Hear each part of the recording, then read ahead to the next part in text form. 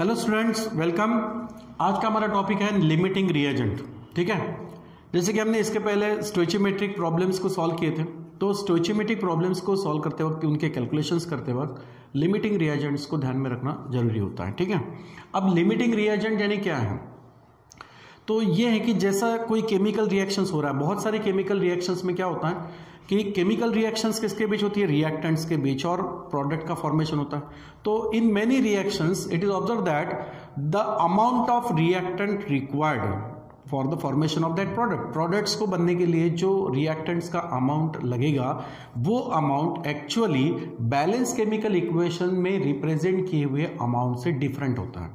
ठीक है, जैसे कि मान लेते हैं फॉर एग्जांपल, अगर कोई सिंपल सा जनरल रिएक्शन लेते हैं A plus B that gives the C। Okay, तो ये A और B क्या हो गया? रिएक्टेंट हो गया, और इनके रिएक्टेंट से प्रोडक्ट फॉर्मेशंस क्या हो रहा है? C हो रहा है। ठीक है, तो अब बैलेंस केमिकल इक्वेशंस में क्या होगा कि मान लेते हैं सपोज 2 मोल्स ऑफ A लग रहा है, 1 मोल्स ऑफ B और 2 मोल्स ऑफ C का फॉर्मेशन हो रहा है। ठीक है, जनरली हम ऐसा कंसिडर कर रहे हैं सपोज। अब ये हो गया बैलेंस केमिकल इक्वेशंस। तो बैलेंस केमिकल इक्वेशंस के अकॉर्डिंगली कितना लग रहा है? 2 moles of A, 1 moles of B and then gives the 2 moles of C। But कुछ केमिकल रिएक्शंस में ऐसा भी होता है कि प्रोडक्ट्स का फॉर्मेशंस होने के लिए जो रिएक्टेंट्स की अमाउंट हमें लगती है, that amount of reactant is different than the required by the balance chemical equation. जो balance chemical equations amount of reactant बता रहा है, उससे कुछ डिफरेंट अमाउंट ऑफ रिएक्टेंट वहां लगता है। ठीक है, तो फिर ऐसे सिचुएशंस में कैलकुलेशंस या वो प्रॉब्लम सॉल्व करने के लिए हमें क्या करना होता है कि इन दो में से, जैसे कि यहाँ पर 2 रिएक्टेंट है, तो इन दो में से कोई एक रिएक्टेंट हमें एक्सेस ऑफ अमाउंट में रखना होता है। ठीक है, इसका अमाउंट कैसा रहेगा? एक्सेस ऑफ अमाउंट में एक रिएक्टेंट हम यहाँ पर लेंगे, that is the excess in amount. ठीक है, एक्सेस अमाउंट। और कोई दूसरा रिएक्टेंट होगा that suppose in the least amount. ठीक है, ये मान लो कि लिस्ट अमाउंट में है, और एक रिएक्टेंट जो है जैसे कि capital A, this reactant is taken in excess of amount. तो ऐसे सिचुएशन में हम क्या करते हैं? 2 रिएक्टेंट्स में से किसी एक रिएक्टेंट को हम एक्सेस ऑफ अमाउंट में रखेंगे, और सेकंड वन जो रहेगा वो लिस्ट अमाउंट में रहेगा। ठीक है, अब होगा क्या कि जो एक्सेस ऑफ अमाउंट में रिएक्टेंट हैं, ठीक है, ये फर्स्ट रिएक्ट होगा, ओके, और कंज्यूम होगा और प्रोडक्ट्स का फॉर्मेशन भी करेगा। ओके, और यही एक्सेस अमाउंट जो यहां पर बनेगा, ओके, जो फर्स्ट रिएक्ट होगा और प्रोडक्ट्स का फॉर्मेशंस करेगा। ठीक है, लिस्ट अमाउंट ऑफ रिएक्टेंट क्या करेगा? लिस्ट अमाउंट ऑफ रिएक्टेंट में जो कि बाद में रिएक्ट होगा, सबसे पहले तो ये कंज्यूम होगा जो कि एक्सेस ऑफ अमाउंट में प्रेजेंट है। So excess amount of reactant consume the first and the least amount of reactant the reactant of least amount is consumed after some time। ठीक है, वो कुछ समय के बाद में क्या होगा?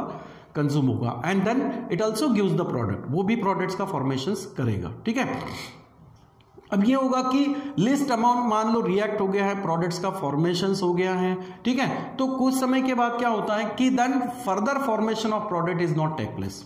ठीक है, कुछ समय के बाद फिर प्रोडक्ट बनना रुक जाएगा, प्रोडक्ट बनेगा नहीं। ठीक है, हाँ, उस वक्त एक्सेस ऑफ अमाउंट का अगर कुछ पार्ट रिमेन भी रहता है, ठीक है, तो doesn't matter. Okay, so first of all the excess of amount first of all the reactant of excess of amount react, consume and gives the product. After some time that reactants consume which is of least amount. ठीक है, and after some time a stage is formed at that the further product is not formed। ठीक है, एक ऐसे stage आएगी कि उसके बाद प्रोडक्ट का फॉर्मेशन नहीं होगा। वॉट एवर में भी there is the amount of reagent which is we have to taken the excess of amount left. ठीक है, बिहाइंड लेफ्ट। अगर एक्सेस ऑफ अमाउंट जो है वो रिएक्टेंट का जो हमने लिया था उसमें से कुछ पार्ट बचता भी है तो डजंट मैटर। ठीक है, तो फिर उसके बाद में प्रोडक्ट्स जो है बनना स्टॉप हो जाएगा। ठीक है, तो ऐसे केस में क्या होता है कि इन 2 रिएजेंट में से, 2 रिएक्टेंट में से कोई एक रिएक्टेंट ऐसा होता है कि जो प्रोडक्ट्स को क्या करता है? Limit of amount of product form, वो प्रोडक्ट्स की अमाउंट को लिमिटेड कर देता है, मतलब वहां तक प्रोडक्ट्स बनेगा, उसके बाद नहीं। So the one of the reactant of out of this 2 reactants limit the amount of product form, और उसी को हम क्या कहते हैं? लिमिटिंग रिएजेंट कहते हैं। ठीक है, अब जैसे कि फॉर एग्जांपल बात करते हैं कि फॉर एग्जांपल फॉर्मेशन ऑफ एक रिएक्शन हम ले रहे हैं यहां पर, फॉर्मेशन ऑफ नाइट्रोजन डाइऑक्साइड, ठीक है, formation of nitrogen dioxide by the reaction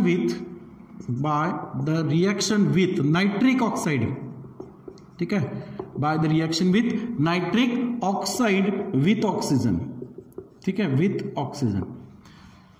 okay, अब जैसे कि ये रिएक्शंस हैं जिसमें नाइट्रोजन डाइऑक्साइड का फॉर्मेशन हो रहा है और उसको बनाने के लिए हम क्या यूज कर रहे हैं, पर nitric oxide and oxygen. Nitric oxide that is NO, this is reacts with the oxygen and then it gives the nitrogen dioxide, ठीक है, these are in gas state. So nitric oxide reacts with the oxygen gives the nitrogen dioxide. अब ये balancing chemical equations है क्या, देखना पड़ेगा। यहाँ पर एक्सेस ऑफ पार्ट क्या है, यहाँ पर लेफ्ट साइड में देखो 3 ऑक्सीजन है जबकि यहाँ पर 2 ही है, तो हम क्या करेंगे, इसको 2 से मल्टीप्लाइड कर देंगे।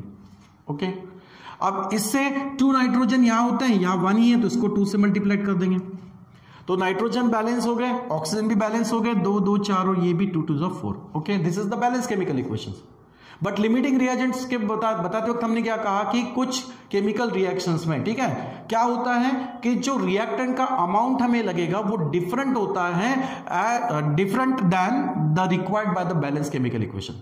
यहां पर जो अमाउंट यहां पर रिप्रेजेंट हमने किया है, जैसे कि ये 2 मोल है, ये 1 मोल है, लेकिन एक्चुअली प्रोडक्ट्स बनने के लिए जो रिएक्टेंट्स का अमाउंट लगेगा वो डिफरेंट होता है, ठीक है। अब इसमें एक रिएक्टेंट हम कैसे लेंगे, एक्सेस ऑफ अमाउंट पे, और दूसरा रिएक्टेंट हम कैसे लेंगे, लीस्ट अमाउंट में, ठीक है। तो सपोज मान लो कि हम consider we have take 8 mole, ठीक है, मान लेते हैं कि हमने 8 मोल क्या लिया, 8 mole of nitric oxide, okay, and 7 mole of oxygen, 7 mole of oxygen. मान लेते कि हमने इस रिएक्शंस को करने के लिए 8 मोल नाइट्रिक ऑक्साइड लिया और 7 मोल O2 लिया। अब 8 मोल नाइट्रिक ऑक्साइड क्या हो गया, एक्सेस ऑफ अमाउंट में आ गया, ठीक है, और दूसरा जो रिएक्टेंट है O2 उसको हमने कितना लिया, 7 mole, that is the least amount, ठीक है। अब ये दोनों रिएक्ट होंगे और इन दोनों से प्रोडक्ट बनेगा, लेकिन क्या होता है कि जो एक्सेस ऑफ अमाउंट में हमने रिएक्टेंट लिया, रिएजेंट लिया है, ठीक है, इट इज कंज्यूम फर्स्ट, ठीक है, तो फिर कितना प्रोडक्ट बनेगा वो पहले देखते हैं। सो स्टार्टिंग, ठीक है, starting with 8 mole of nitric oxide, ठीक है। अगर हम 8 मोल ऑफ नाइट्रिक ऑक्साइड से शुरुआत करते हैं तो हमें कितना यहां पर number of moles of product form होते हुए दिखाई देगा, देखेंगे, ठीक है। क्या होगा इसमें कि number of mole of product form या प्रोडक्ट प्रोड्यूस, ठीक है, और प्रोडक्ट क्या बन रहा है हमारा, nitrogen dioxide. So number of mole of product form equals to, ठीक है, क्या मिलेगा हमें, इसमें रेशो लेना होता है as per the balance equations. अब बैलेंस इक्वेशन से पता चल रहा है 2 मोल्स ऑफ NO2 के लिए 2 मोल्स ऑफ NO कंज्यूम हो रहा है, ठीक है। तो पहला क्या करेंगे, रेशो बनाएंगे अकॉर्डिंग टू बैलेंस इक्वेशन। अब बैलेंस इक्वेशन से कैसे मिल रहा है, 2 moles of nitrogen dioxide form by 2 moles of NO, that is the nitric oxide. So 2 moles of NO2 form by consumption of 2 moles of nitric oxide multiplied, ये तो एक simple ratio बन गया जो अकॉर्डिंग टू हमने balance chemical equations लिखा, ठीक है। लेकिन हमने एक्चुअल कितना लिया है, नाइट्रिक ऑक्साइड हमने लिया है 8 मोल, ठीक है। So multiplied the number of moles of reactant which we have to take, that is the 8 mole of nitric oxide, ठीक है। तो यहां पर क्या बन गया रेशियो, ठीक है। सबसे पहले आपको क्या करना है, यहां पर बैलेंस इक्वेशन से रेशो बनाना है और उसके बाद उसको हम जो हमने अमाउंट लिया है उससे उसको मल्टीप्लाइड करना है। जैसे कि इसको इस तरह से भी लिख सकते हैं कि 2 mole of NO2 form by 2 mole of NO multiplied, how much mole we have to take, 8 mole, so 8 mole and nitric oxide, okay. अब इसमें क्या होगा देखो, 2 मोल्स मोल NO ये भी कैंसिल हो जाएगा, 2 भी कैंसिल हो जाएगा, रिमेनिंग क्या बचेगा यहां पर 8 मोल NO2, ठीक है। यानी इससे क्या समझ में आया कि हम 8 मोल्स ऑफ नाइट्रिक ऑक्साइड को यूज कर रहे हैं तो हमें कितना मोल्स ऑफ नाइट्रोजन डाइऑक्साइड मिल रहा है, 8 मोल ऑफ नाइट्रोजन डाइऑक्साइड मिलता है, ओके। अब यही रिएक्शंस अगर हम ऑक्सीजन के साथ करेंगे, यानी ऑक्सीजन को कंज्यूम करते हुए करेंगे, ठीक है, तो ऑक्सीजन के लिए हमें क्या मिलेगा, देखो number of starting with, okay, क्या लिखेंगे, starting with 7 mole of O2, 7 mole of O2। अब 7 मोल ऑफ O2 में हम इसका 7 मोल ऑफ O2 अमाउंट लेते वक्त रिएक्शंस कर रहे हैं तो क्या मिलेगा, number of mole of product मतलब क्या, नाइट्रोजन डाइऑक्साइड कितना बनेगा यहां पर, क्या करना है हमें, सबसे पहले तो हम रेशियो बनाएंगे according to balance chemical equations and then multiplied the amount of reactant which we have to take. तो कितना होगा यहां पर, 2 mole of NO2 form by consumption of 1 mole of oxygen, ठीक है, formed by consumption of 1 mole of oxygen multiplied by how much mole, that is the 7 mole of O2 used, ठीक है। Okay, अब इससे क्या मिलेगा रिलेशंस देखो, मोल O2 cancel हो जाएगा, ठीक है। ओके, 7 मल्टीप्लाइड बाय 2 कितना होगा, 14 मोल ऑफ NO2 फॉर्म। तो हमने क्या किया इस रिएक्शंस में, एक रिएक्टेंट को एक्सेस ऑफ अमाउंट में लिया, जैसे कि हमने नाइट्रिक ऑक्साइड को 8 मोल लिया, that is in excess of amount, and oxygen is taken in a least amount. तो यहां पर एक्सेस ऑफ अमाउंट जो हमने लिया है वो प्रोडक्ट्स फॉर्मेशन कितना कर रहा है, ओनली 8 मोल, मतलब that nitric oxide 8 mole of nitric oxide limit the amount of product form.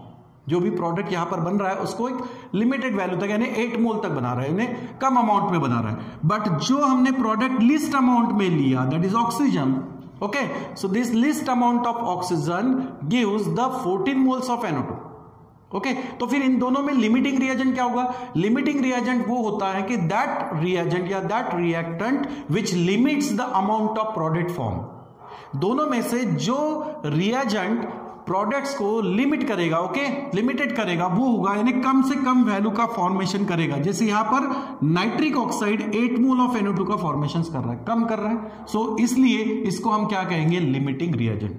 तो लिमिटिंग रिएजेंट मतलब क्या होता है, दैट रिएक्टेंट, ठीक है, that reactant which limit the amount of product form, ठीक है, समझ में आया। और जनरली ऐसे दिख भी रहा है यहाँ पे कि जो लिमिटिंग रिएजेंट है, जो लिमिट अमाउंट ऑफ प्रोडक्ट्स को लिमिट कर रहा है, वो जो है वो हमने कितना लिया है, एक्सेस ऑफ अमाउंट में लिया है, ठीक है। सो लिमिटिंग रिएजेंट मतलब क्या होगा, यहां से इन दोनों बातों से डिस्कस करते हुए इन दोनों बातों से कंक्लूजन करते हुए क्या मिलेगा कि नाइट्रिक ऑक्साइड जो है, that nitric oxide is a limiting reagent. ये क्या हो गया, लिमिटिंग रिएजेंट हो गया। क्यों, because this reagent when we take in excess of amount it limits the amount of product form.